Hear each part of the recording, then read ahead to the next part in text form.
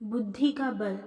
विश्व के महानतम दार्शनिकों में से एक सुकरात एक बार अपने शिष्यों के साथ बैठे कुछ चर्चा कर रहे थे।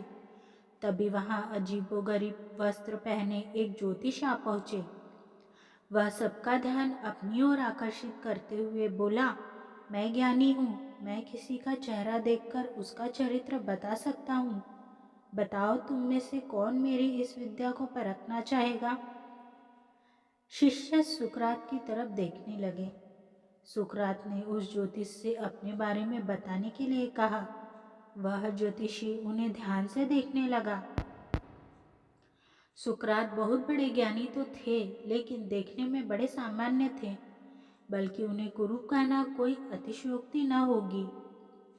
ज्योतिषी ने उन्हें कुछ देर निहारने के बाद बोला, तुम्हारे चेहरे की बनावट बताती है कि तुम सत्ता के विरोधी हो। तुम्हारे अंदर द्रोह करने की भावना प्रबल है। तुम्हारी आंखों के बीच पड़ी सिकुड़न तुम्हारे अत्यंत क्रोधी होने का प्रमाण देती है। ज्योतिषी ने अभी इतना ही कहा था कि वहां बैठे शिष्य अपने गुरु के बारे में ये बात सुनकर गुस्से में आ गए और उस ज्योतिषी को तुरंत वहां से जाने के लिए कहा। पर सुकरात ने उन्हें शांत करते हुए ज्योतिषी को अपनी बात पूर्ण करने के लिए कहा। ज्योतिषी बोला, तुम्हारा बेडोल सिर और माथे से पता चलता है कि तुम एक लालची ज्योतिष हो, और तुम्हारी ठुड्डी की बनावट तुम्हारे सनकी होने की तरफ इशारा करती है। इतना सुनकर शिष्य और भी क्रोधित हो गए, पर इसके उलट सुकरात प्रसन्न हो गए और ज्योतिषी को इनाम देकर विदा किया।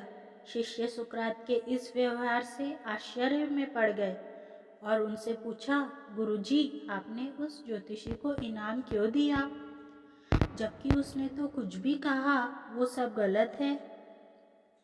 नहीं पुत्रो, ज्योतिषी ने जो कुछ भी कहा वो सब सच है। उसके बताए सारे दोष मुझ में हैं।